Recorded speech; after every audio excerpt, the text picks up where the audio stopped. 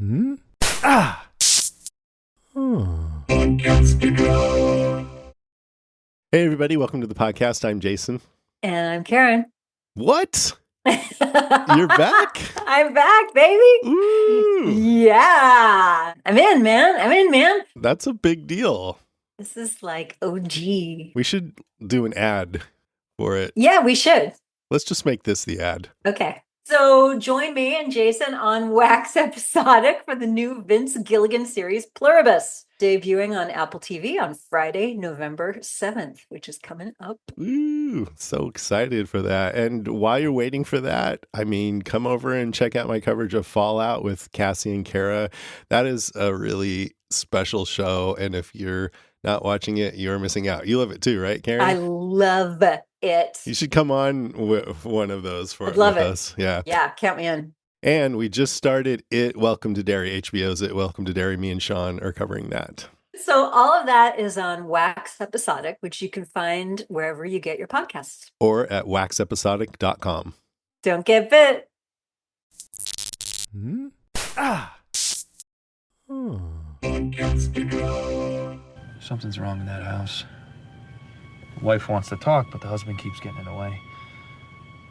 I'm gonna come back tomorrow night. Be careful. I always am. Be especially careful.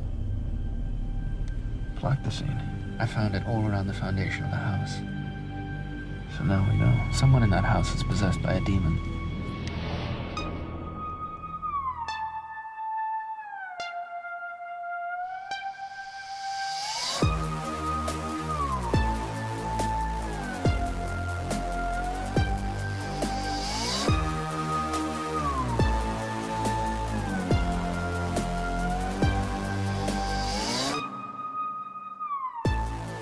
Hello, Scoobies. Welcome to Still Slaying, a Buffyverse podcast. I'm Penny. And I'm Sam. For this episode, we're going to be discussing Angel, Season 1, Episode 14, I've Got You Under My Skin, written by David Greenwald and Janine Renshaw, and directed by R.D. Price. This episode originally aired on February 15th, 2000, to an audience of 2.9 million households. The title is a reference to the classic 1936 Cole Porter love song, I've Got You Under My Skin. Some alternative titles in other languages for this episode were Exorcism in French, giving away the plot, In the Grip of Evil in Finnish, I Can't Think of Anything But You in Turkish, I Got You Right in Brazilian Portuguese, Obsessed in Hungarian, Evil Itself in German, and The Demoniac in Italian. All right. Yeah, I think this is so funny because of I've Got You Under My Skin is a play on this love song that's about, being so in love that the person is like becoming a part of you. It's very romantic. But then and then one of the lines of the song is I can't think of anything but you. So in Turkey they picked that up, but like that's not Oh. it's not an episode about romantic obsession, but they've like Oh, no. I just find that the title translations sometimes when there's an idiom or a pop culture reference involved to be so funny. That It's is like funny. somebody clearly was like, I don't know. Like in the grip of evil. Yeah. We're back after a little hiatus. There's just been a lot going on in the world that kept us from recording, but we're excited to be back with everybody in the Still Slaying universe and talk about this episode. Do you have a Y2K moment of the week? Y2K moment of the week. I can't think of anything off the top of my head. I had the Thigh Master reference. Oh yeah, I thought that was pretty funny. Oh my goodness.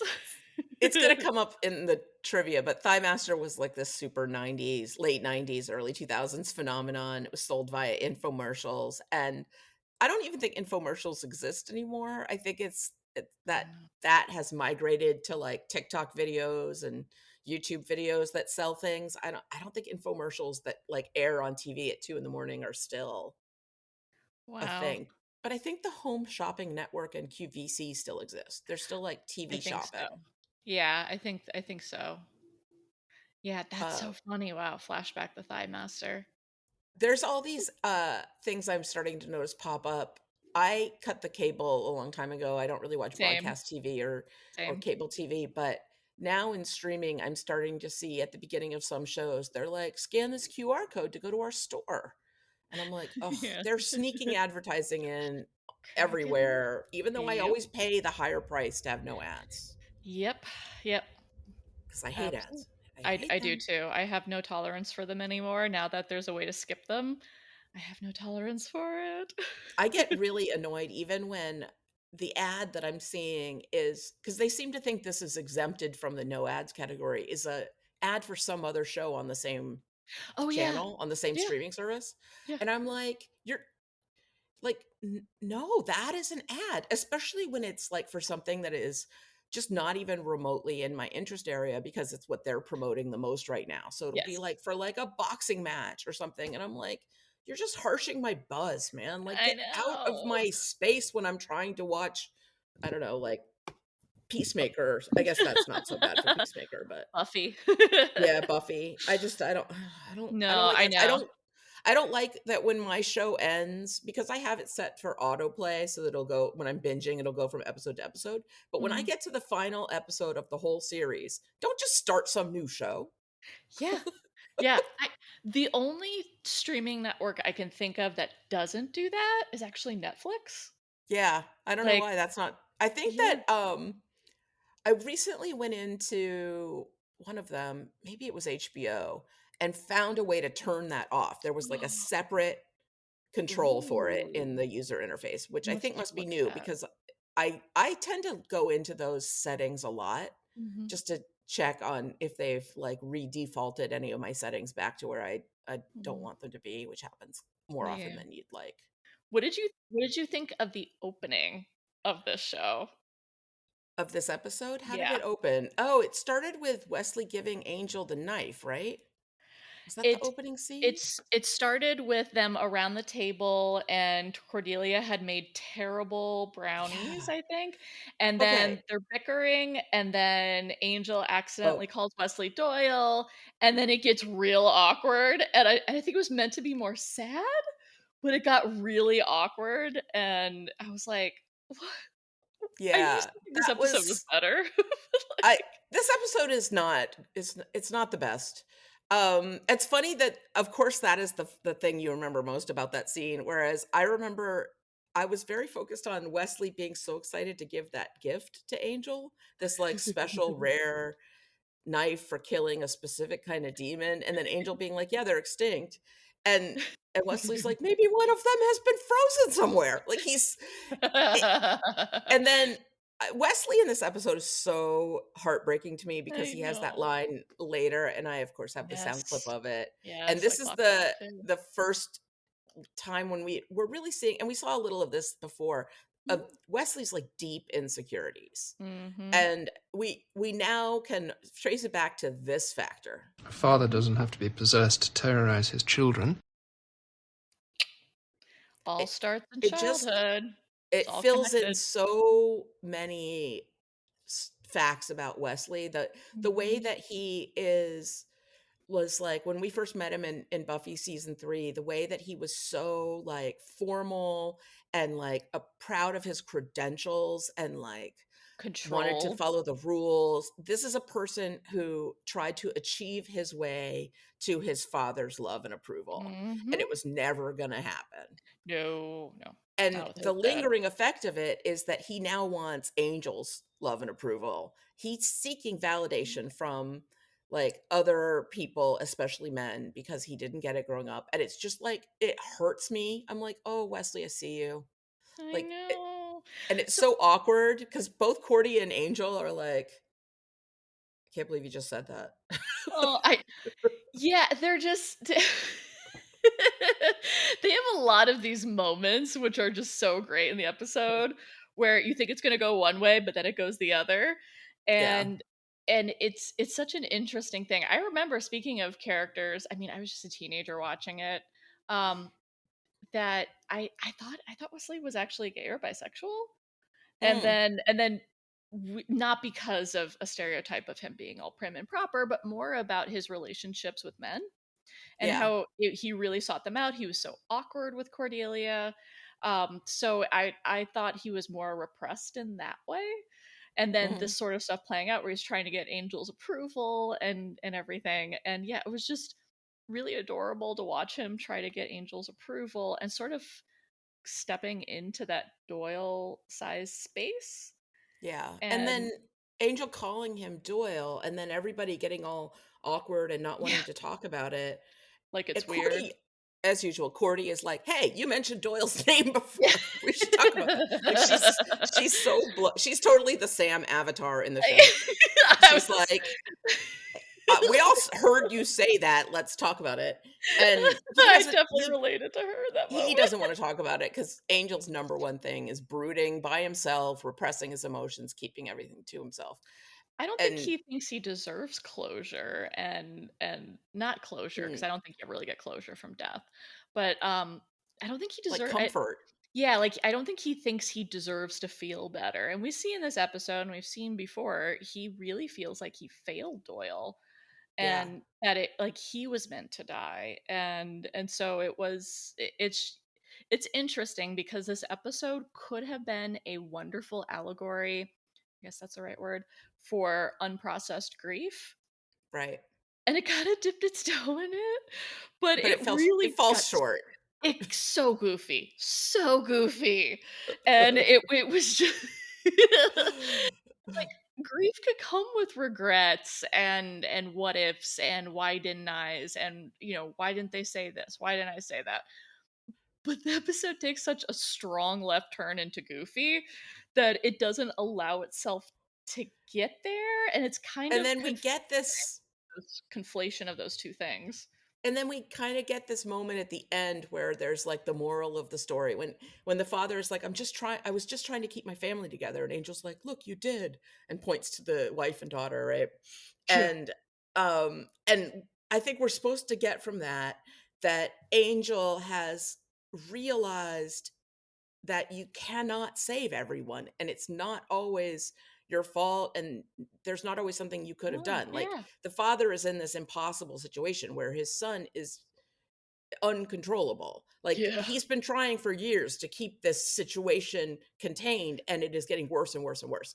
And Angel is sort of like, in that moment, he's like, hey, you did the most you could do. That Mhm. person was not savable, but look, you still have the rest of your family to take care of. And I think we're supposed to feel from that Angel has turned a corner about feeling guilty about Doyle, but I don't think it lands. I didn't realize that until you said See, it. it doesn't land. Like No, that's how it I just got doesn't there. land. But I think we're supposed to get from it that Angel has had like a little bit of a breakthrough about his Doyle guilt, in that he's like, oh, not every single person can be saved. Like you're not Yeah. always going to be able to save people that you want to save, and Yes. all you can do is your best. Mhm. And then the next thing you can do is to protect the people you can protect. Yeah. One of my The favorite moments in The Last of Us season 2 is there's a scene where one character has been infected and another character is hesitating about leaving because mm. he's like, I got to save people, and she says to him, save who you can save. Oh, that And was it in season 1 Yeah, with season 1. Tess, yeah. Yeah, with our boy Pedro Pascal. And that it's in my, it lives in my head, right? This like, Mhm. save who you can save. And Mhm. it goes hand in hand with another thing I love, which was from Frozen, Frozen 2, when Anna feels like everything is lost and Mm. like horrible things are happening, and she's like, just do the next right thing. Mhm. Like if you are lost and overwhelmed by the situation, do the next right thing, and then the next right thing, and then eventually you'll get out of it, hopefully. Yeah. There's also help the people in front of you, Mhm. or solve the problems that you see, or Mhm. problems are meant to be solved by the people that see them. Yeah. It's good advice when we're living in a chaotic world Mhm. to acknowledge when things can't be fixed, or even when you've screwed up, Mhm. and then do the next right thing. Save who Yep. you can save. Like you're not going to Yep. be able to do anything. No one of us is going to be able to do everything. Yeah, I like to compare it to when kids are learning how to walk for the first time. What what do? They fall over all the time. They're Yeah. always like a lot of falls, and you're like, ah, don't crack your head. But they're just falling constantly. And so we don't look at kids learning how to walk who keep falling over. We don't look at them being like, well, you're failing. You missed all those steps already. Yeah, Look at like that. you're Yeah. you're failing at walking. No, like what we look at them doing that is like, oh no, they're learning how to walk. And we're Yeah. the same They're thing with understanding gravity. They're figuring out the way their legs work. There's a lot going on for learning a little kid includes learning to walk. yeah, learning includes failures and it includes making mistakes, but it's only a failure if you don't learn from it. And we kind of see like the show did a great job in at least throwing me for a loop because my memories of this episode was that the little boy was possessed by the demon, Mhm. and they did a good job of throwing the audience off of like they're locking both the kids up and the dad's being Oh, yeah. scared and sort of like at least for me watching it I'm like is he I don't know, and just being allowed to go on this journey and being like okay I was wrong over here and I was wrong over here. I totally forgot that the final act twist in there, and I was like Oh, that oh, the little boy is like, was I don't know, just a born bad. sociopath or something. Yeah, it was just born bad in there, and I thought that was I mean, I thought the idea was really great. The execution, not so much. The acting from that family was pretty rough. I Like, mean, I don't the I mom had stiff. so little character development. I mean, her whole thing was somehow like not wanting to lock the kid up, not wanting to be mean to the kid, even though like apparently he like murdered someone in the last Yeah, place they lived. yeah, Like, and the mom being like, "Do we have to the yeah. dad?" And the dad being like, "We have to." This like incredible. She was like a Stereotype. child. She was like another child. The Yeah. way that she was behaving, she seemed like when she was like, "Angel, your name is Angel. Look, I collect angels." I was like, "Is she developmentally not like It's what's it's I so don't wanna funny like, she that just seemed like a tenth of a human. Like, there wasn't that much in there."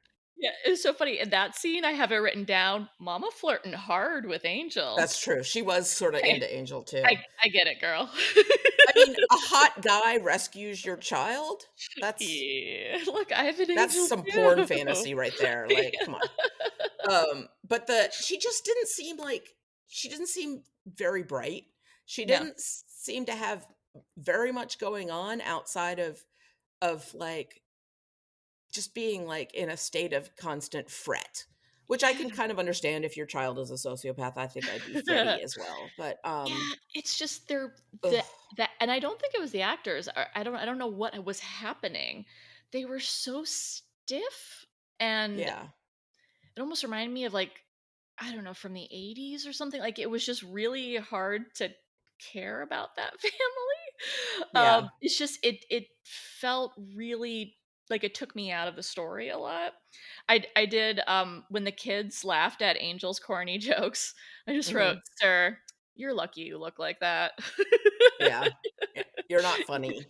Even the kids are gonna laugh at you because you look like that. You pretty. And also because they live in a house of like gloom.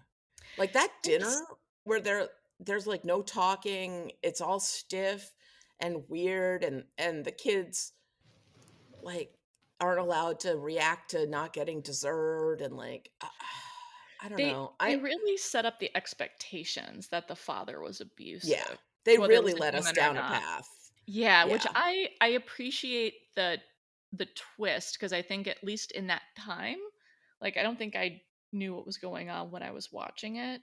I definitely didn't remember the third act. And so I liked what they were doing. Again, it was very surface level. The Yeah. same thing with The Exorcist. I know we had been talking about how they've been touching on certain creative points on the show. This was like the Lacroix version of The Exorcist. Yeah. It's like Yeah. this is an iconic movie, and you're gonna do this. Like just a little tiny nod to exorcism. I thought some of the exorcism stuff was great. I really enjoyed the nun who like clocked Angel immediately and was Yes. like, "You're not allowed. Like, what are you doing here? Yeah. Like, what are Like, you how dare doing? you?" And Yeah. then You can't he's, sit with us. he's like, "It's not what you think," and then she, like, touches across to him and is like, "Oh, is it?" And Yeah. I was very into her. I was like, "I hope she comes back. Like, she's cool. She's a badass." And, like, when they were like, "Listen, we need to exorcise a demon," she just got right down to business. She was okay Yeah. with it. She got it. She was like, "Oh, all right. Well, that's really hard to do, and here's what I know." And I also really enjoyed Wesley being like, "I could do it," and Angel being like, "You don't even have sales resistance." Was I mean, it was mean, but, But it was like, accurate. like, how many Thigh Masters do you have? I have 3 Thigh Masters, but one of them Okay. was a free gift with purchase. Okay, so that brings me to a question I had written down. Do you think you'd make a good exorcist? Um, no, I have so many things that a demon could say to me that would, like, completely destroy my confidence. I I don't know. You'd probably be pretty good at it, but I think that he'd be like, "You are actually unlovable, and it is your fault." I'd be like, and, like, run out of the room. And then me being like, "Big talk for someone who isn't corporeal." Yeah, Like, exactly. I think you'd be way better at it than me. because so I was thinking about it, I'm like, "Could I be a therapist?" Could I be a therapist? Freudian slip. Could I be a good exorcist? And I was like, "Maybe," I because mean, that is a little bit what you yeah. do. Yeah, like, it is, like, between grad school and 25 years of my own personal therapy. Try it, demonic dude. I've Yeah. I've I've been through all of it. So either I would be really good because I don't think it could really hurt me. I could be Mhm. wrong. I don't think it could really offend me, but I could also be terrible at it because I'd probably laugh at a lot of what the demon was saying and doing. Actually, I think that would be very powerful. If you're a scary demon who relies on damaging people psychologically and somebody laughs in your face, that's gonna that's gonna cause you to stumble. Like, I mean, if he's, like, being mean to people, I'd be like, "Oh, big feelings." Yeah. I Like actually think that would be really helpful. but yeah, so I was like, "Could I?" Then I'm like, "I probably would never take it seriously." And I then have the whole problem of, like, I don't believe in God, and, yeah. like, I I I mean, I would guess if I lived in this world where I had yeah. seen actual evidence of supernatural things and demons and, like, I guess in this world I'd be like, "Yeah, I believe in exorcism, fine." But I I think that, the show never really gets very explicit about Yeah. Christianity, Christian religions, and whether or not God is real and everything. And uh, there are times when I wish they would. And I think one of the reasons I really love Supernatural is that Supernatural Oh. is like, is God real? Oh, we'll find out. Like, Yeah. we're gonna We'll go there. And we'll like, tell you, and he's kind of yeah, a jerk, which yeah. no one's really surprised at. Yeah, because so, like, I come from, like, a weird thing whenever I watch these, TV shows and movies where they like The Exorcist and, like, The Exorcist TV series and stuff, where I kind of because yes, you can only channel God it's for an exorcism if you believe. I don't know, like, because my sort of odd perception of how that would work for someone like me or someone like you is more about utilizing that power because we're confident in ourselves. Mm, And so it's similar to like holding up a cross. Like, would it be our faith in that power or our faith that we can handle this creature using whatever power might be against it? So, oh, I guess almost like Ghostbusters. like yeah. kind of like do you have to? Maybe, maybe not. But there's also like this confidence in like, oh no, I will destroy you. And this is what gets you. I got it. I am the wielder. I am the person who's going to get rid of you, whether it's, God ordained or not. But these words hurt you, and I want to hurt you, and I will make you leave. So it's more not so much about your faith in a God or the Mhm, God, but more about your faith in yourself mhm. and the the action that you're taking. Yeah, and Like it's like that it's a tool. exorcism is a Mhm. thing that I need to do, and Yeah, it's righteous to do it because a demon should not be possessing a child, even if that child yeah. is a sociopath. Yeah. Okay, that's one of my favorite parts of the episode. Just my dark, grim humor in here is the fact that the demon was afraid of a little boy. Yeah, he and was he was he was like, like, "Save me! Get me yeah, out of here!" yeah, he was like, I was trying to leave. And I was like, how? Okay, I have met a few children where I'm like, nah, you'd scare a demon off. Yeah. I have a soft spot for evil child horror stories and shows like Supernatural. Again, I know I talk about them all the time, but they do a ton. The evil children show up in Supernatural a lot, and It's so great. to the point where they lampoon themselves about it. But um, I, one of my favorite like sort of psychological terror movies is The Good Seed or The Oh Bad yeah, Seed. It yeah. was Elijah Wood and You're in here. No, Macaulay Macaulay Culkin. Culkin. Yeah, yeah. Yeah, That was a good one.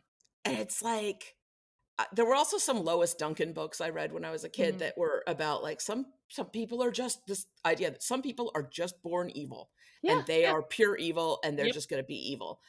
I struggle with the idea that like a newborn baby might be evil already. I tend to not believe that you can just be born evil. And I wonder, I know that a lot of times, or at least research I've read suggests that sociopaths are created by sort of very, very early childhood trauma and and that it things that happen before you're like 2 or 3 will cause that. And I'm so Yeah. curious to hear what you have to say about It's this because I yeah. don't know if that's true. Well, there's so many theories, and the one theory that I know is not true, it's been disproven, is that we are all born a blank slate. That has been debunked. So we're not born like tabula rasa. Mm, We actually are born with either genetic, environmental, or some mix of both predispositions in our personalities. So there's there's no exact formula with what creates a sociopath. We know things that will probably make you one, but then there's people who also have a similar childhood who don't grow up to have to become a sociopath. So it's a lot like how we think about the alcoholic gene. mhm, We suspect, but we've never found any proof of that because there are people who have alcoholic parents, both sides, and go on to not have any addictive behaviors. So is it environmental that goes against the genetic, like, or is there just no genetic predisposition? But there is a genetic predisposition um, to mental health disorders like anxiety, depression. It's not a strong correlation. It can be there. One of the things we ask is like, do you have any family history of mental health disorders? Because whether it's genetic or environmental, you were exposed to it. That doesn't necessarily mean anything. Um, so it's interesting because when there's certain behaviors, like when we see really young kids doing some pretty heinous stuff, that's from birth, and we don't know mm, what caused it. It could be a traumatic brain injury that happened that just went unclocked during the birthing process. So one of the questions I ask people, which is kind of odd for a lot of people, is did your mom have any complications during your birth? Was your birth complicated? Did they have to rush and do different procedures? Did you meet your developmental milestones? Because that can also be a hint. Um, but so we kind of try to piece it together. Like there's unfortunately there's a number of stories of kids doing some pretty heinous things, like these teenagers, and I'm talking like 14, not even like 16, 17. They stalked their female classmate while she was home alone and had a whole plan and went in and terrorized her and murdered her. oh my Like god. that's something. And like everyone was trying to make sense of it. Like, were they abused? Did they get a traumatic head injury? No. There was a history of them torturing animals earlier on and other kids. But this sort of like that's one of those things where like, and I'm not someone who's usually for treating juveniles like adults in the justice Mhm. system. I think that gets really abused, especially for black and brown people. um, these kids need to be locked up for a very, very long time. That's not a lack of impulse control. That's a planned out thing. So there's thankfully not a lot, but there's stories of kids that are just pure sociopaths, and it starts to show up really early that they're also very violent.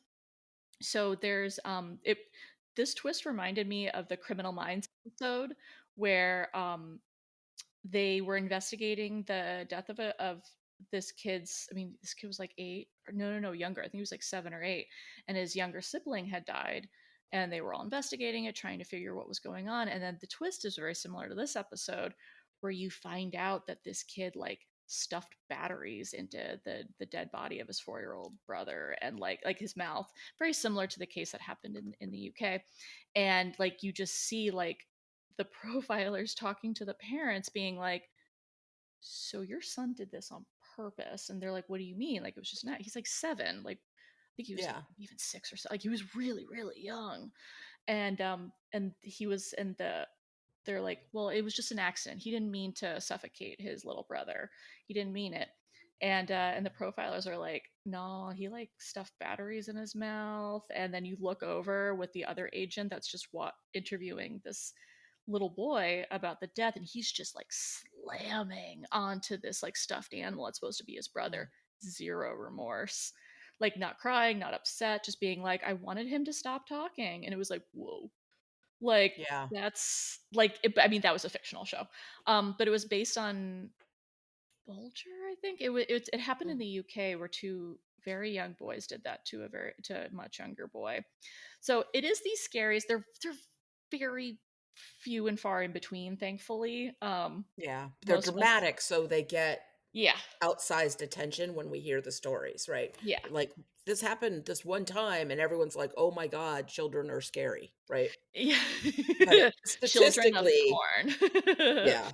Yeah. Um, yeah, it is really scary though, because it messes with sort of our primal parts of our brain. When a Mhm. child does something violent or evil, or I don't know what other words to use, but Yeah. like that, like shocking like that. Yes. And they have this innocent little face that we are biologically programmed to find cute, right? Like, our Mhm. brains see like little, their big eyes and big head and tiny body, and we think, oh, like, oh, so cute, so that we don't kill our children. That's why that's in there. Yes. Um, and the cognitive dissonance of like adorable child, evil murderer is, it messes with your core. Like, it's like, Yeah. uh, I think it's why it's so Really, effective in horror movies to have evil children, oh because yeah. it's not just like scary because it might happen. It's scary because it's like upends your view of humanity, like Yeah. changes your view of the world. And it is like, it reminds me of that Netflix show Adolescence that came out I earlier this still haven't year. watched that. Yeah. Oh, it's so good. And this is different. This is more about how society and culture are programming young boys around the world to become incels, Mhm. essentially, like involuntary celibates. And to really, it's a very haunting and very accurate docuseries. It's a fictional docuseries, but it's based on real things. Like the UK is having this whole movement of trying to stop little boys who are listening to like Joe Rogan and other people being like, you can't train little boys that just because a girl is mean to them that they can kill them. And Yeah. so like, and it's like, I mean, the little boy in there is like 13. I mean, spoiler, I mean, you find out in like the first 5 minutes of the series. Um, but you see like just no one wins with this. And so this is different. This is like the influence of culture on children. And also, gosh, parents have a really hard job Yeah. nowadays more than anything. You really got to get in there and do a lot of stuff with all this stuff coming into our homes and everything. And Yeah. it's hard. You have to be a I don't envy filter. it. Yeah. I um I've been seeing lately a lot of content online about women who are like elementary school and high school teachers who are getting abused by the boy students in their class. Yes. And It's the horrendous. parents are like, well, you're his teacher, deal with it. And the school is like, oh, boys will be boys. And these boys are showing like adult levels of misogyny, at like 7, 8, 10, 15 years old, like destroying the teacher's personal belongings and then laughing about it, refusing to behave in class, like just being menaces, and with a misogyny twist where they're like, you woman, you should do what I say. Well, yeah, Like, they're not doing it to male teachers. That's all you need right, to just know. to female Like teachers. And women are like, I have to leave teaching. I can't live like this. Like this, like they don't pay me very well. yeah. And then I'm not being treated well by the school. And what used to keep me doing my job was loving the kids, but I And can't love these kids. not when you don't feel safe. I mean, no one can do their job like this if they don't feel safe, if they don't have systemic backup. And it's so stressful to hear about these big movements because, well, first of all, teachers have it hard enough. And also, these kids are going into the real world. And it's just something I don't have the answers to with this sort of thing. I mean, I can only imagine if I was a parent and that was happening in my school, I'd remove my child from that school if I could. I Yeah.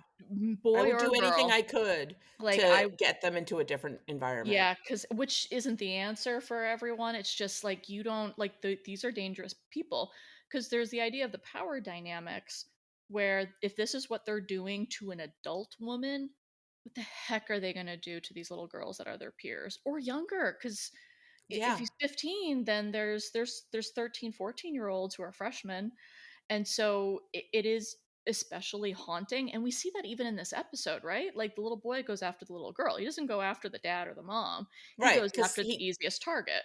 right, the smallest, weakest person in the house, that's his Hmm. target. And that is what we see with bullies and misogynists time and time again, is what they like to do is find someone who doesn't have support. And it's funny, it's been a theme the whole season on Angel, is like predatory men who find women, right? In the episode where Cordelia gets pregnant, demon pregnant, the It's demons all did their demonic. homework to find women that didn't have family, right? Hmm. They were like, let's find someone who doesn't have a lot of family. So Yep. when she dies from this, no one will care. And, you know, in the real world, you hear so many stories of predators who find kids in the foster system who Oh don't gosh. have like active parents who are going to help them out. Or they Mhm. know that the kid has a rough home life. So they're like, oh, I'll look after you. Come hang out at my house. I'll be a nice adult. And don't you want to show how nice I am by being nice to me back with like doing this sex act? Like there's the Mm.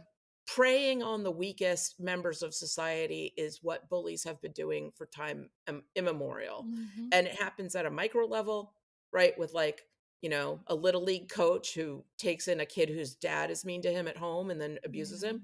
And it happens at the macro level, which is why we see like mass deportations happening Yep. and all of the shenanigans going on. Shenanigans is a really under important word for what's happening in our Yeah. society right now. But um it's bullying, and Mhm. um I really hate bullies. I feel like Captain America.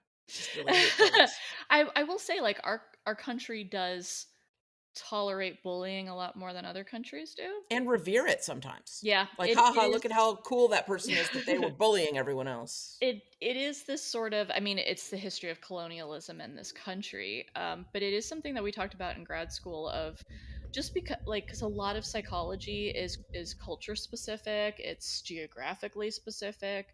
And the US really like you said, it reveres bullies. I mean, we were the ones that came and stole this land in a Holocaust and then build up this land with another Holocaust. And so this country is sort of built on that, and until there's a reckoning, I don't think any of this stuff gets fixed.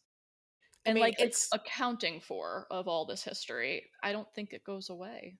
no, I mean, bullies are rewarded over and over and over again. Hmm. They get what they want, and the problem is that most people just want to avoid bullies. Yeah. So bullies can like bully their way through a system, a company, a school, Mhm. a church, a family, and the responses are going to be from the weakest members who become their victims, because most of the other people are going to be like, oh, I got to get away from this bully. And if you can, Mhm. you leave. And Yep. then who's left is just the weakest members who have to fight this person on Disenfranchised. their own. Mhm. And it Oh god, it makes me so frustrated. I know that a lot of fascist regimes rise up when a large percentage of the population feels unempowered and they latch on to the fantasy of a quote strongman unquote, and it it's these dictators like Putin who project this image of like, I'm strong, I could beat up anyone, and they're international bullies. But there are a lot of people who feel like if you ally yourself with the bully, you won't be bullied, Yeah. and that Yeah. safety is, it's a draw. It is hard to fight against somebody seeking safety, right? It's hard to logically argue somebody out Yeah. of fear and a It perceived so like sanctuary. you can't. I mean, I know President Obama talked about this a long time ago. But you cannot pull someone out of emotion mind with logic. Yeah. It doesn't work, and we're seeing this worldwide. Like it is it is this sort of challenging thing, which not unlike the demon in the show is like the demon in the show is all emotion mind, and they're trying to like be like, get out of this little boy, like just basic facts, like you cannot inhabit a child, Yeah. and the demon is like, make me like Yeah. like you know, because like that's essentially what this is like. And so it is very frustrating. It's like as we kind of see in the show, it has to be the emotion minded person's choice to change. Yeah. And so like the demon was like, I've been trying to get out of this kid forever, thank you. And it's Like, like, I got to get out of here. But why didn't you just tell us that? We would have helped you out of there a lot faster. yeah, you But didn't have to like, put up a fight. Why'd you put up a yeah, fight? yeah. This the story doesn't really fully hold together when you think about it too I closely. know. Like if the demon wanted out, why did it fight? Because I know. yes, the boy could be soulless and evil like the demon says, but like the things that were happening during the exorcism, that those were demon things, like the closing the doors and like all Yes. the and the reading their minds, all that stuff. The Yeah. boy wasn't doing that. He wasn't Yeah. like, I want to keep this demon. That was Yeah. the demon.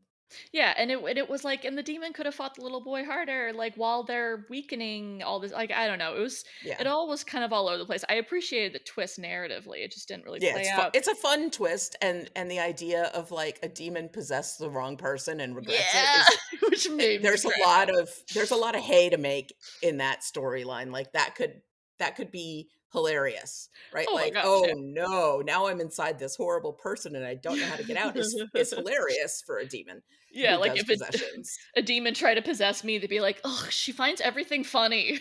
Yeah, like what am I doing here? This is like why can't you take this seriously? Oh, big feelings. It's like, damn it. there's an episode of Supernatural where someone that the brothers have rescued from demon possession like gets in touch with them years later and is like, I think there might be another demon possession happening in town. And they're like, oh, okay, we'll come back. Thanks for letting us know. And so they like go back to the guy's town and he's all like, I've been trying to put my life back together since you guys saved me from that demon, blah, blah, blah. And then it turns out that he loved being possessed by the Oh demon and he is yeah. trying to lure the demon back with like offering the brothers as a Salmon demon, sacrifice yeah. so that he could be possessed again, because to him that was like the best time of his whole life because he himself is a psychopath or a sociopath and he Yeah. loved the power and all the destruction and he was like, I want that again. And Yeah. that's another time where I was like, see, this is where you take a possession story and you give it a twist Yes. that's fun. It's Like this so isn't just exorcism, this is like this is like, humans oh, are they the real want it. monsters. Yes, which is always, I always like that twist. I know it's a trope that's been played over and over again, I but don't I care, I always like it every time. same. I just imagine like the demon possessing me would be like, come on, we have to go cause chaos. I'm like, it's so late, I'm tired. That would be me too. I'd be like, but they just dropped 3 episodes of The Boys on Prime. I Can know. we watch The Boys? And like the demon being like, it is violent. I do like that part. Yeah, it'd just be like, come on, like we need to go and set this building on fire. I'd be like, but I'm hungry. Are we there yet?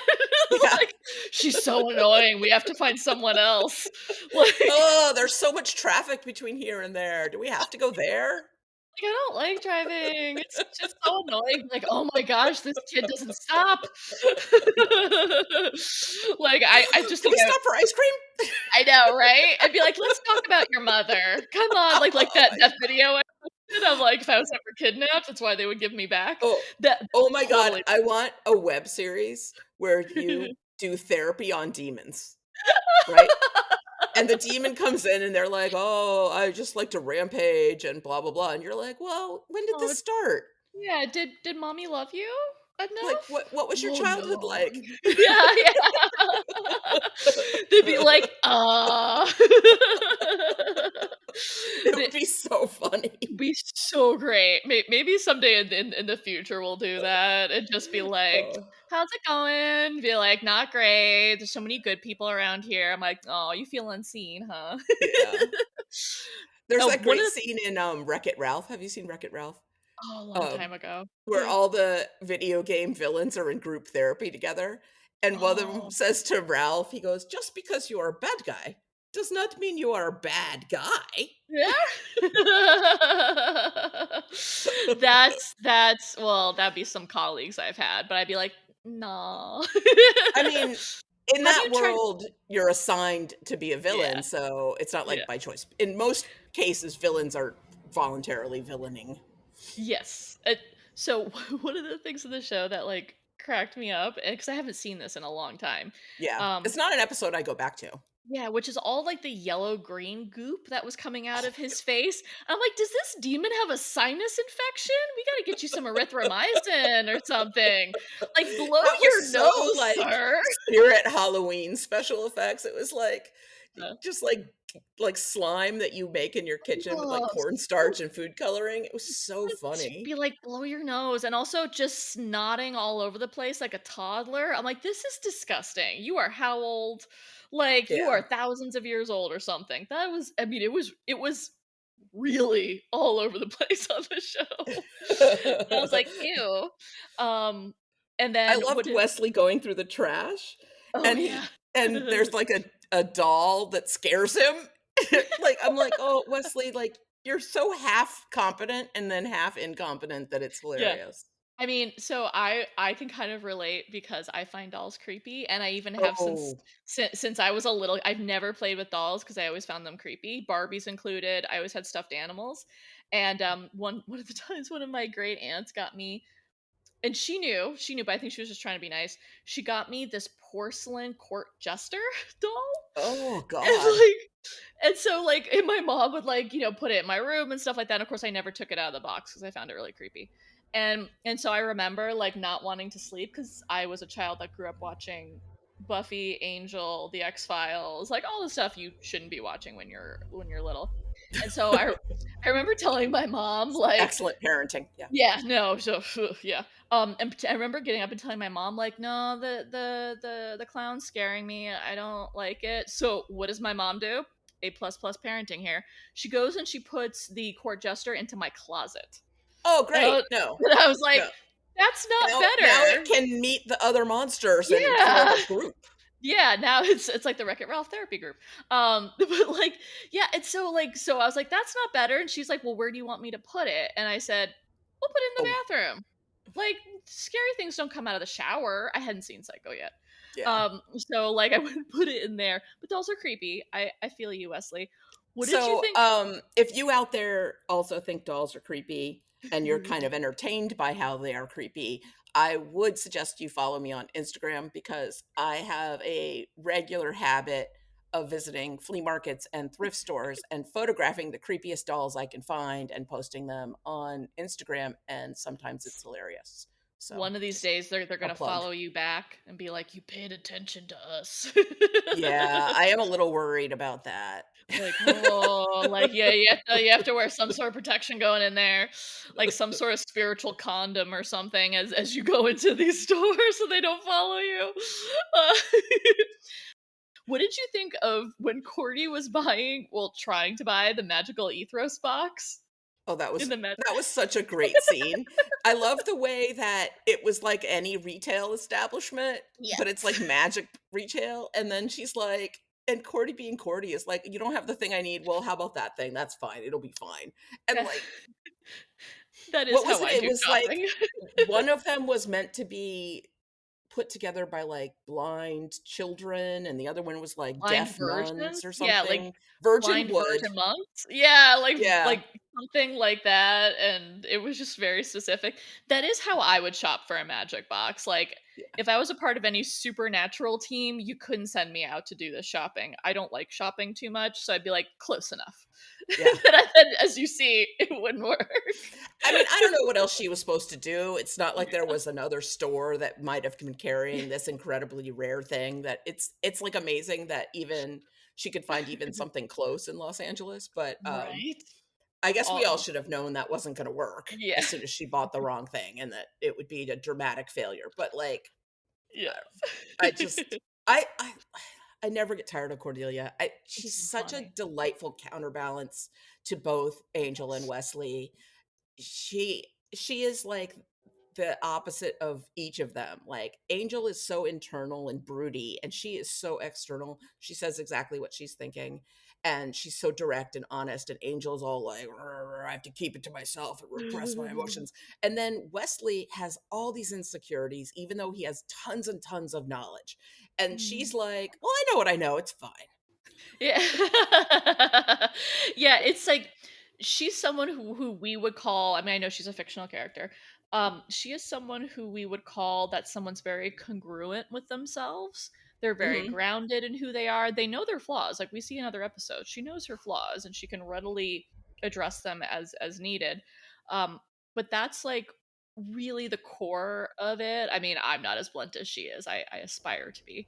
But like I mean, she has writers, yeah, obviously. yeah, so it's, like, fictional, like, that kinda stuff, but it's essentially coming from a space where, you're just gonna speak your truth, and it's just your truth, and you know that, it's your 2 cents, and y hopefully you come from a place of value, so you're not just spouting off anything, um, and also, if other people get upset, that's okay, you can talk about that. And so, like, it's sort of that sort of groundedness that neither Angel nor Wesley have, and I do like Yeah. seeing that development over the seasons of And them it's sort what of Doyle picking up on that. said in I think episode 1 when he was like, "Cordy keeps you connected to humanity because she is Yep. so very human." Mhm. It's interesting that now she has the visions and is Angel's connection to the supernatural when before Mhm. she was his connection. She's kind of also still his connection to Yeah. humanity, and she's so critical for Angel's Yes. mission, and I, I don't know if he consistently remembers how critical she is because she does a good job of being very matter of fact about her contributions and being, and she always is like, you should pay me more, I need a raise, I need to get paid Mhm. more, but she's never saying like, Angel, I don't think you appreciate me enough. Yeah. I think she knows his limitations and it accepts them because he's more good than bad to her. Yeah, And he's so, like, been this very good to her on numerous occasions, yeah. and I think that we don't get to see it really yet, but I think a little bit we saw it in the apartment episode that Yeah. Cordy is going through a lot of growth right now, where she's having to rethink a lot of her identity that she had growing Mhm. up, where she was just like a rich girl and things were handed to her, and that's not happening anymore. And I very impressed with her growth Yeah. because I feel like it's um really relatable, even though there's a supernatural aspect to it of being Oh, yeah. like, oh, I don't have my safety net, Yeah. and I didn't It's even realize it was a safety net. I just thought yeah, it yeah. was life. It was exactly, and it's that reminds me of we talk about this on Buffy. She's their peer, and Yeah. so and even with all they're going through in college and the initiative, they are a lot more insulated than Cordy is on her own in a different city where she's getting flashes from high up about people dying and being brutally murdered, and like she's only like 19, like she's Yeah. still a kid and like going through all these things with the the demonic pregnancy and they're gonna sell her off and like whoa, like she is not as insulated as the Scoobies are, and Yeah. she's having to kind of go through this really dramatic change, which is kind of cool. I enjoy her story. I enjoy watching the changes in her. I'm very excited about Wesley's journey as well. Yes, yes. The reveal this week of his father, I mean, the implication, I guess, that Mhm. his father is abusive is so not surprising given Yeah, all of Wesley's behavior. I feel like I it recognize tracks. and identify with him so much Yep, that it like tracks. that he tried to achieve his way out of child abuse. That Mhm. it doesn't work. The Yep. goalposts move every time, so you're never going to Nope. get them. You're never gonna Um, get peace from trying to control your environment, yeah, even though it and feels safer. in a prior episode, he was talking about how he's like they were right to fire me, talking about the council, which is another Mm. group of old men that he was trying to get validation from. and Mhm. and he said they should have beheaded me, and I guess I missed it when it happened in the episode because it showed up in the like previously on, and I was like, he said they should have beheaded him. Like that's intense. That is a Yeah, level of self defeat and despair and like I know. feeling like a failure that like he equated being fired from his job with like being executed. The stakes are so high for him of not being perfect, and that Yep. it tells me so much about his childhood of, like, Yeah. he came home one time with an A minus, and his parents were like, "Oh, I can't believe you're even related to me." Like, the horrible Yeah. things that must have happened to him as a Oh, yeah. kid, where his parents were just I don't think they were physically abusive. I think it was, like, just pure emotional Oh, yeah, destruction. torment. Yeah, like, if he was my patient in a session and was describing that of like, "Oh, they should have beheaded me," and I would have said, "Whose voice is that? Because it's not Yeah, yours. Our it's congruent dad's. selves are in there, and our congruent selves do not think of ourselves like that. So whose voice is that? Because it's not yours. That is dad's." That is There dad's voice, yeah. there's I'm currently watching a documentary about, like, um, child actors in Hollywood, and they're talking about how, and it is true, our developmental periods have a disproportionate impact on who we are as adults. We can fix it and we can alter it. It is like the bedrock of our DNA on how we react to ourselves, others, and the world around us. It's So it's in so computer impactful. terms, it's our core source code, Yeah, and exactly. everything else is an app built on top of it. Yep. And so for an adult who has had abuse that started in early childhood, when you go through therapy, one of the huge challenges is that you don't have a memory to go back to of a time when you were okay Mhm. because you never had that. So you're Mhm. not returning to yourself. You're Yeah. finding yourself, and Mhm. It's it's a so much harder different in adulthood. kind of a challenge than people Yes. who've had trauma Yes. later in life and where the trauma is identified to like an event or a period of time. Or even This trauma outside the family unit. yeah, early It's childhood not the same. trauma and family trauma it makes it hard to ever develop. It's like Mhm. you're building your foundation on sand. One of my favorite studies, because Sandy Hook shooting happened while I was in grad school, Oh god. and so we were all like, obviously psychology students, and we were interested, and they've done a longitudinal study since then, and they found out. I'm not going to get it exact, so please don't come for me for this. I remember the summary of the results, which is relatable for people. Um, that they found that the students who were very, very young, who were there, who had parents that acknowledged the trauma and talked about it and got them into therapy and were very active and being like, I know you're afraid to go to school, it's okay, let's talk about how you feel safe.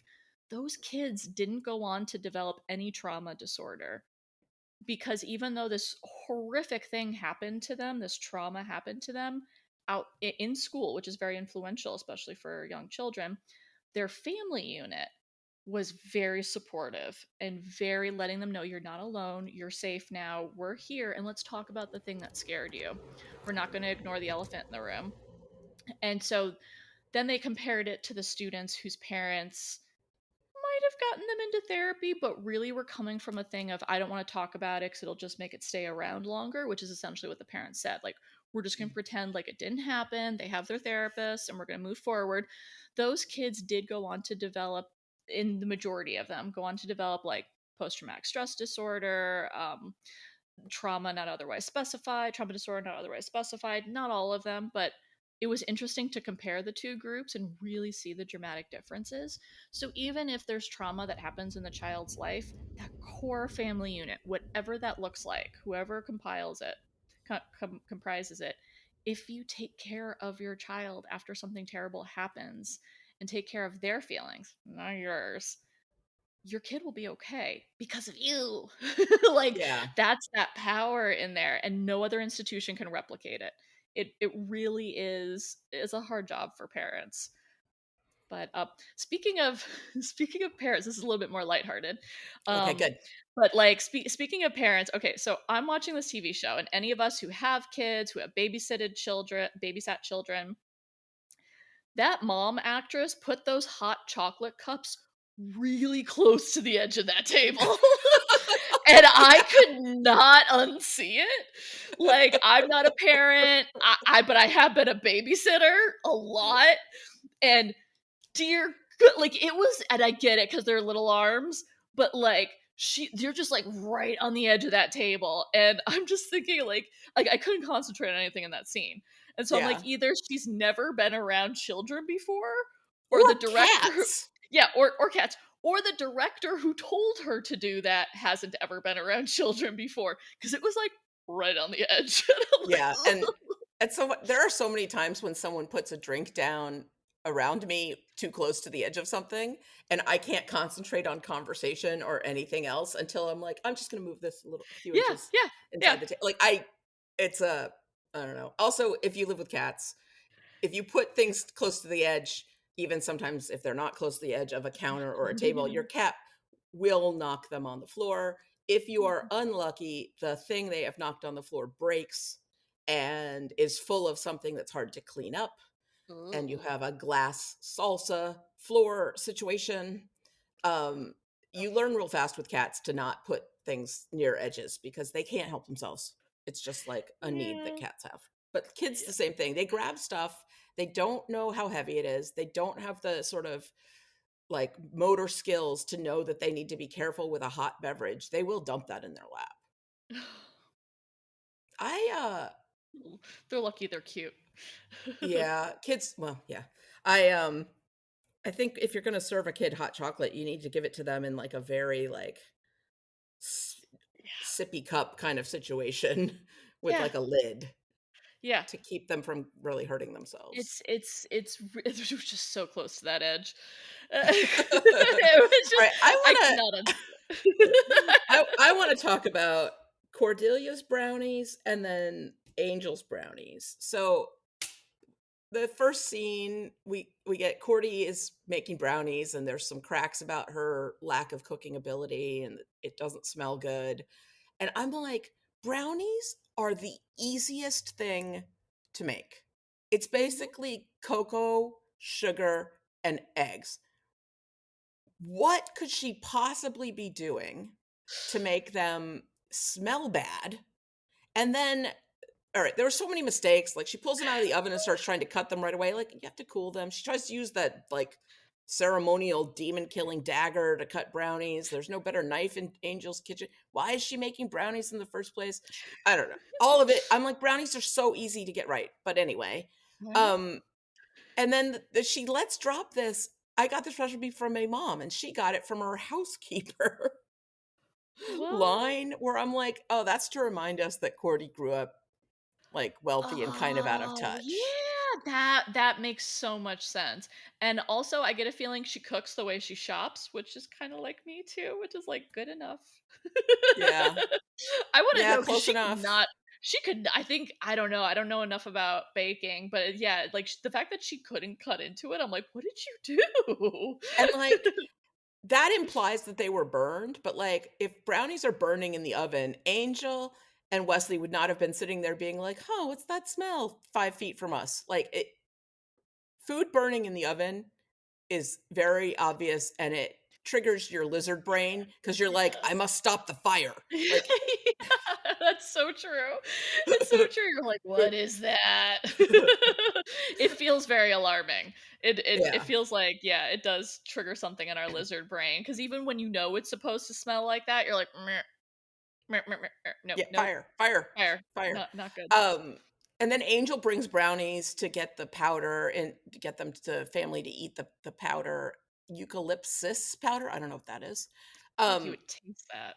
yeah, well, everybody does kind of go like, they're good. Like they Yeah. don't really mean it when they eat the brownies. So I'm thinking they could taste the weird powder. Uh, but again, it's this implication that like brownies are some like difficult. I don't know. I've made Yeah. brownies like a million times. Yeah. It anyway.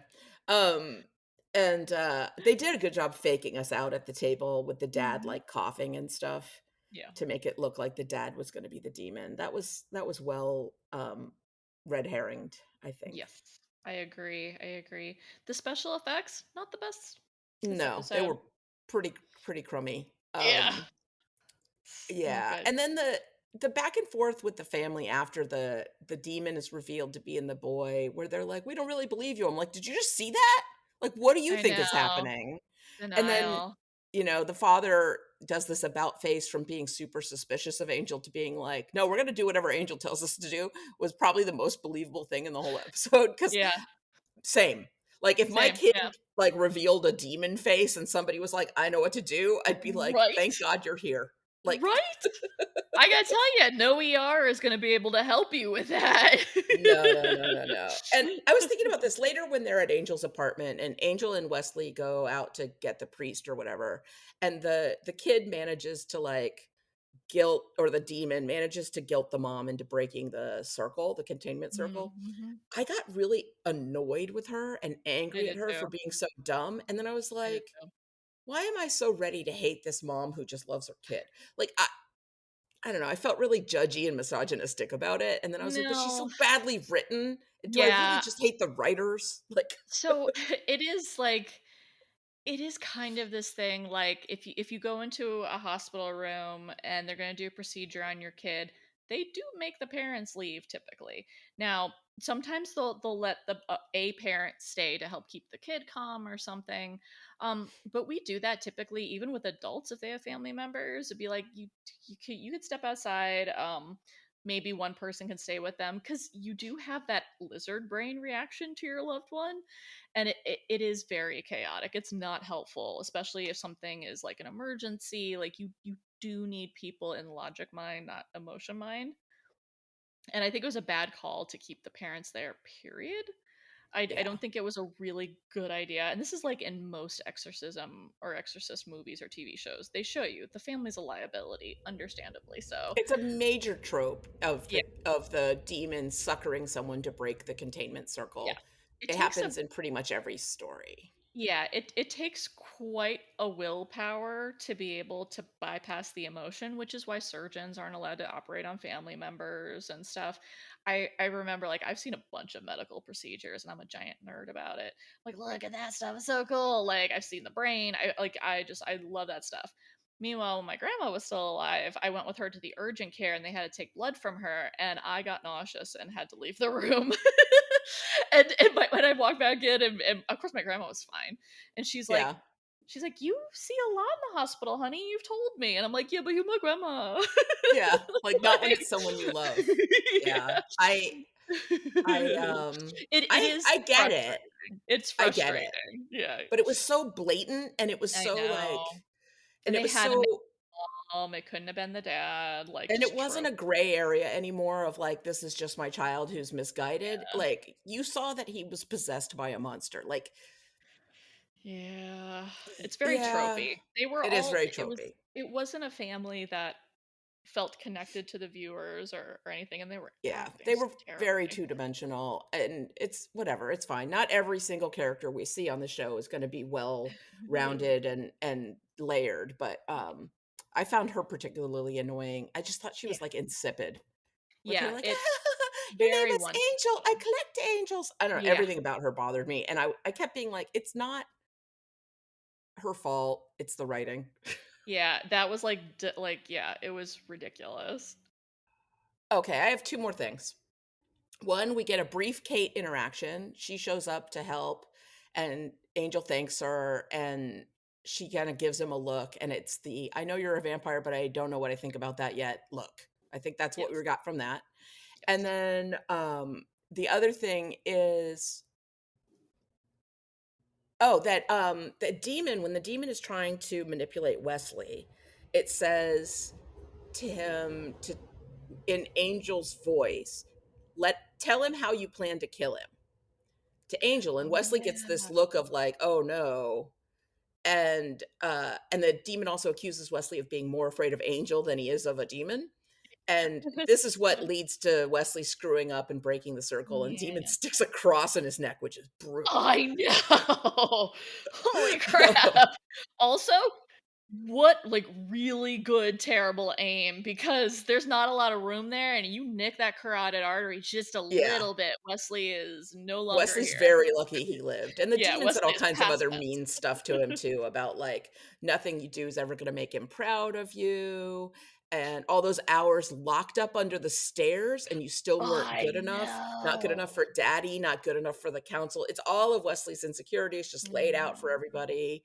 What Maybe makes you his think these people want you around any more than the others did? It's so, brutal. so maybe like Wesley's dad was physically violent. Like, did he But lock Wesley I under mean, the locking stairs? him under the stairs, it doesn't necessarily require hitting to Yeah, be but like, violent. I yeah, mean, and we or know Wesley's like, a dad doesn't need to be possessed by a demon to terror. He uses the word terrorize his children, and then he starts to say like, "Oh, all he needs to do," and then he stops. But it implies that like Wesley's childhood was yeah, horrific until he went to boarding school, of basically. course. Oh, Um, I just at the end, there's a moment when Angel sort of lets Wesley know, like, I'm okay with it that you've thought about how to kill me, yeah, I because think it's if I smart. turn evil, Yeah, someone's gonna need to do it. And I've already had this conversation. He doesn't say it, but like he's already had that conversation with Cordelia. And yeah, yeah. so it makes Smart. complete sense for him to be like, Wesley, no, you should have thought that through. Yeah, That's that's actually very smart. responsible of you. Yeah, And I know it. Like, don't yeah, worry. My feelings aren't hurt by yes, you being concerned about possibly having yes, to kill me someday. Like, yeah, that's okay. And that's a theme we're going to see again and again with Angel, is him reminding people like, you might have to kill me someday. yeah, yeah. Vampire emotional intelligence. Exactly. Yeah. Yay, Yay. Angel. That's our boy. Only took 150 years. He's 300 years old. Like, That's right. I keep getting yeah, him confused with Spike. Yeah, yeah, that's yeah. yeah. Spike's younger. It took him a very long time. Um, So that's yeah, that's all I got. same here. Let's move on to Yeah, let's do some pop and not pop culture references. some. Wesley mentions Lizzie Borden, the famous Massachusetts woman accused of murdering her parents with an axe. Angel says the Ethros demon possessing her was only an adolescent. Yeah, and this one is an adult demon. Dun Oh, dun dun. no. Cordelia says, I'm wondering if I should put plastic down. Angel, are you expecting any big vomiting here? Because I saw the movie. Large parts of this episode are a nod to the movie The Exorcist, the book and the movie. And in that story, a Catholic priest dies in much the same way as Angel's father, Fredericks, who's the priest they couldn't find because he's dead. The 1973 movie The Exorcist starred Linda Blair as a child named Regan who becomes possessed by a demon. The film was adapted from the horror novel by William Peter Blatty and banned in the UK for more than 15 years. Hmm. The Exorcist is referenced a few times in Buffy and Angel. In Teacher's Pet, Buffy says that Miss French's head did a full on exorcist twist, referring to a famous scene in the movie. In I Only Have Eyes for You, when Willow suggests an exorcism, Cordelia replies, Are you crazy? I saw that movie. Even the priest died. In Lover's Walk, Buffy says of her mother, her head spun round and exploded, to which Giles replies, I've been on the Hellmouth too long. That was metaphorical, yes? In Living Conditions, Sander says, Are you saying that Buffy's been doing a Linda Blair on us because Kathy's been sucking her soul? At the beginning of her possession in The Exorcist, Regan showed dramatic changes in her behavior, just as Buffy did in Living Conditions. And Buffy name checks The Exorcist and Bring on the Night. I was going to make a list of like all kinds of exorcism movies and shows that I had watched and the tropes and stuff. And then I realized that I've pretty much just seen The Exorcist, every episode of Buffy and Angel, where it comes up a couple of times, and numerous numerous supernatural episodes where they do exorcisms. I was like, I'm not actually that knowledgeable about this genre or subgenre. When Angel cites Wesley's lack of resistance even to sales suggestion, Wesley protests that his second Thigh Master was a free gift. Thigh Master is an exercise product that was sold via infomercials in the 90s and 2000s by Suzanne Summers. Paige tries to coax Ryan out of his sulk by invoking Nestle's bunny advertising mascot. Boycott Nestle. All right. The title of this episode is similar to Jenny Callender's line in The Dark Age when she is possessed by a demon and says to Giles, "You've got me under your skin." Both are, of course, references to the 1936 Cole Porter song, "I've Got You Under My Skin." And very similar to pop culture references is our trivia section. Tim Minier says this was one of the very early scripts that we wrote before Doyle was killed. He struggled with the story until coming up with the idea that Angel should accidentally call Wesley Doyle, which gave the script a cohesive theme about the pain of losing a family member. At the end of the episode, Seth Anderson loses his son, and at the beginning, Angel has lost someone like a son? I'd say like a brother. Yeah, I didn't get son from that. Minier says both are desperately trying to keep their family together, and through no fault of their own, they can't. Again, I did not pick up on that in the episode until Penny talked about it. Like, Tim, I think there's a swing and a miss. More with the execution of it. Yeah, Yeah. they didn't land it. It's a nice Yeah. idea, but it Yes. didn't land. JW came up with the twist that Ryan was more evil than the demon who possessed him. He also cut the priest who, in the first draft of the script, performed the exorcism. JW questioned why Wesley couldn't perform the ritual, and Minier says, suddenly it makes perfect sense because Angel's problem at the beginning of the story is, quote, "I let Doyle die because he did something that I couldn't do." Now you have Wesley saying, "I can perform this exorcism, you can't." When Angel later saves Wesley's life, Minier says he's sort of atoning for the Doyle thing. Again, not something that was obvious in the episode. Yeah, that's not what I got from that. In fact, I thought like, oh, it's really sad that Wesley couldn't finish the job. Yeah, like clearly Wesley's trying. Yeah, that's Anthony Sestero, who plays the Ethros demon, also portrayed Trask in the episode Hero. Yeah. The nun at the church seems to immediately know that Angel is a vampire. This is the only time we see anyone of the church be aware of vampires other than Caleb, that's Buffy season 7, and possess this ability. This episode marks the second instance of a human being fully or partially soulless.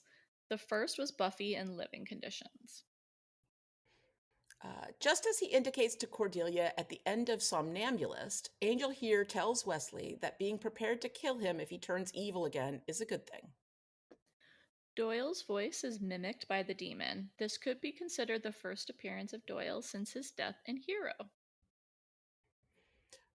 From the description the Ethros demon gives of Ryan and his exhibited behavior, it is very likely that Ryan is a sociopath, which is a person with extreme antisocial attitudes and a complete lack of conscience, making them extremely dangerous. And I would add not just a sociopath, also a psychopath. So yeah, there are quite a number of sociopaths out there. It's really good to have a surgeon as a sociopath. You want someone who is not going to think of you as a whole person if they're going to cut into you and save you. Like, that's kind of what you need. You don't want an empath cutting you open, believe me. And so like there's CEOs, there's they're not all violent murderers. That's that's special. psychopaths. Yes, psychopaths are typically sociopaths, but not all sociopaths are psychopaths. Psychopaths are the ones that inflict violence, typically. So I was like, and yes, Ryan is definitely a psychopath who is also a sociopath. My little psychology nerdom. Hey, that's why we pay you the $0 to be on this podcast. The good vibes. So it's time to ask the question, does it still slay? Not for me. Yeah, I'd skip it. Yeah. I mean, I like the Wesley stuff. Yeah. That's about it. I like the think this is a twist, very but skippable episode. yes. Yeah. There's not a lot of important long-term plot stuff going on, and the Wesley's father was abusive thing, you'll pick up from other things. You don't need to get it from this episode. So I give it like a 2 stars out of 5. Yeah, Like like the it's twists were fine. great, but once you It's know, it no longer makes it that interesting. And yeah, it's just not, it doesn't hold up, it doesn't still yeah, slay. no, It's just fine. yeah, not that family. Uh, Yeah. No thanks. All good. So it's time to go see what our listeners have to say. Bronze things. Things of bronze. Greetings, possessed slayers. Never really been a big fan of exorcism stories. A lot of prep and sweat that boils down to who or what blinks first. That's accurate. This, however, had an entirely unexpected twist. The boy being a living, breathing, sociopathic ethrobox. That's a good point. Can almost hear the writer's room question session. What would happen to a demon stupid enough to possess Michael Myers? Ooh. A premise as brilliant as it is simple. As well, the overbearing father and the loving mother swapped out in terms of help and hindrance roleplay. All in all, a great example of turning expectation on its head. Finally, being put off by a little demon excrement. I hope nobody ever tells Cordelia about ambergris? I think that's Ambergris? ambergris. I don't know what that is. I'm Ambergris. gonna look it up. Let me Google that real quick and see what it means. While you're looking I, that I up. feel like I used to know that what that means, and I've forgotten. So, a While you're- waxy solid substance produced in the digestive system of sperm whales. It's Ugh. prized in perfumery for its ability to fix scents. Ugh. That's Yeah. gross. Yeah. That's Well, gross. thanks. Yeah, I don't want to know about that. Thanks. Thanks for telling us about it, Vodka. I Always learn didn't. something. Yes, yes. 4 flappy vamps, lost marbles, and bested Wesleys out of 5. Peace and take care, coffee and vodka. Always fantastic. Thank you. We have one voicemail from our good friend Steve. Hello, still slaying. This is Steve, and this is for Angel Season 1, Episode 14. I've got you under my skin. I've never really liked this episode for a couple of reasons. I'm watching it now. I'm not going to live Steve it, so this will be fairly quick. Just a few reasons why I'm not a big fan of this episode. I guess I don't like little kids being the villain, and also the twist at the end with Ryan being more evil than the demon is kind of, and they telegraph what's going to happen when they talk about the demon going into the nearest body, because we've already seen that, right? We saw that in Buffy when they expelled whatever that demon that was possessing different people and coming after Giles. So I don't know. This one just, and also, the character of Wesley regresses in this one. It just, and the way Cordelia treats him in Wesley in this one also takes a back step of all the characterization they've given him over the last few episodes of him growing. And anyway, I'll watch the next one, maybe in live Steve it, and try to catch up to where you are with Buffy and Angel. Talk to you later. Thanks, Steve. You will find after listening to us, you are not alone. Yeah. It's funny, there were different parts of the episode that bothered me from what bothered Steve, but I think we can draw a conclusion that the episode just doesn't work. Yeah, it just It's really not- doesn't. It doesn't belong in the echelon of great Buffyverse episodes, and that's okay. Yeah. They can't all be great. It's all good, yeah. And especially hearing about the trivia and everything about what they intended and that it did not land, that's a misstep. Yeah. It's just not their best. It's fine. It's a skippable one. All good. All right, that is the end of the main section of the podcast. Stay tuned for the Watcher's Diaries if you want to hear the spoilery discussion, although I don't have a lot of spoilery stuff to talk about. I don't really either. Yeah. If you'd like to join the conversation, you can find all of our contact information at podcastica.com and in the show notes for each episode, and by following our FBI agents that are following us. Yeah. Also at podcastica.com, you'll find links to our social media pages and all of our other shows. And usually I use this time to plug what else is going on in Podcastica, but I did want to mention an unrelated podcast. There's this a brilliant woman who is doing a podcast called Every Single Sci-Fi Film Ever. And she's done like, I don't know, like 20 of them so far, but the very first episode of the podcast, she talks about what is and isn't science fiction. And I just thought it was really interesting in light of the conversations we've had about like what counts in different genres and what different genre conventions are. Yeah. So I'll put a link to that in the show notes if people want to listen to it. It was a really interesting discussion. I like it. I found her, I think, via the Lorehounds. I think she guested on a Lorehounds episode. And then cool. I, followed her over to her podcast as one does. But That's there's always good stuff happening at Podcastica. You'll find all kinds of good stuff over there. I just listened to the Run for Your Lives coverage of the 1970s movie Piranha, which is a nostalgic fave of mine that does not hold up 50 years later. And Paige and Daphne just did a truly fantastic job covering that movie. I thought they just did a wonderful job, and really go give it a listen. It was really enjoyable. And I listened to TV Podcast Industry's Gen V coverage, which is something Podcastica doesn't even cover. So they did a really great job of helping to break down some of the Gen V episodes that were in there. That was very funny and very clever. Yeah, Gen V this season has been, I really liked the whole season until like the last 20 minutes of the finale, but everything else I thought was really on point. I think it was a setup for the boys' next It final very season. much felt like it, and it was like, oh, okay, thanks for not, like, okay, whatever. Like, taking care of our time. Exactly. It's fine, but I didn't love the finale, that's all. And if you like what we do, give us a 5-star rating, a review, or a like, follow, and subscribe. Next time, we'll be covering Angel Season 1, Episode 15, The Prodigal. I like that episode. For personal reasons. It's not a truly excellent episode. I just like the guest star. Yeah. Thanks, everyone, and... What is this stuff anyway? It's kind of pretty.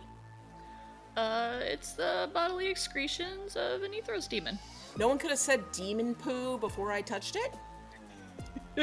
She has a good point. Fair question. Fair question. All right, that is the end of the non-spoiler section. If you want to avoid spoilers, you should stop listening right now. 3, 2, 1. It's too bad we can't sneak a look at the Watcher Diaries and read up on Angel. I'm sure it's full of fun facts to know and tell. Yeah. That's too bad. That stuff is private. Also, Giles keeps them in his office, in his personal files. Most importantly, it would be wrong.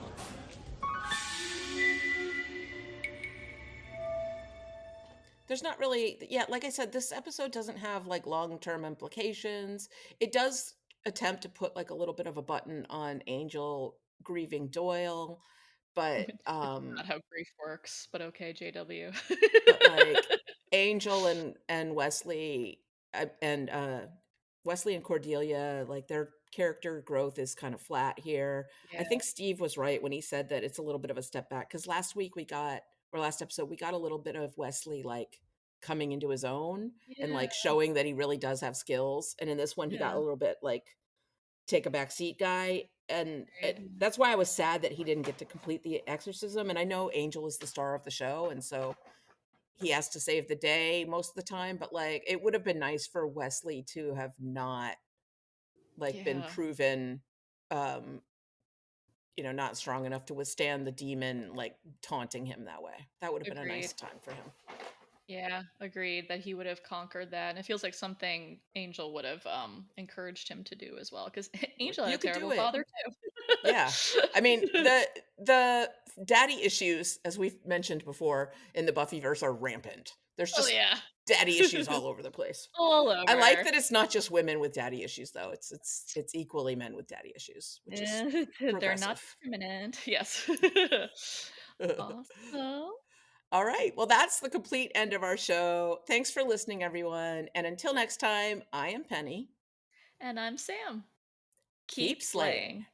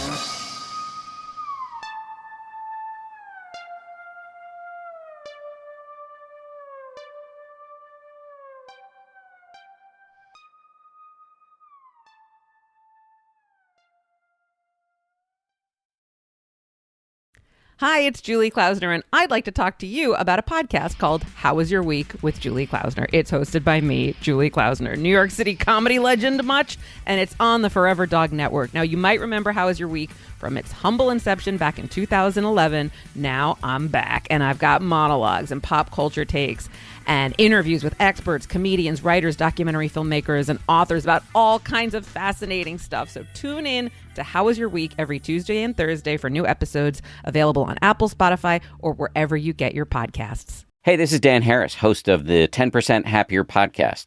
There's so much bad news in the world, but one amazing piece of news is that happiness is actually a skill you can train. So every week I talk with top scientists, meditation experts, even the occasional celebrity about anxiety, depression, productivity, focus, dealing with difficult people, how to get enlightened, psychedelics, etc. Ancient wisdom and modern science to help you do your life just a little bit better. The 10% Happier podcast. Listen now wherever you get your podcasts.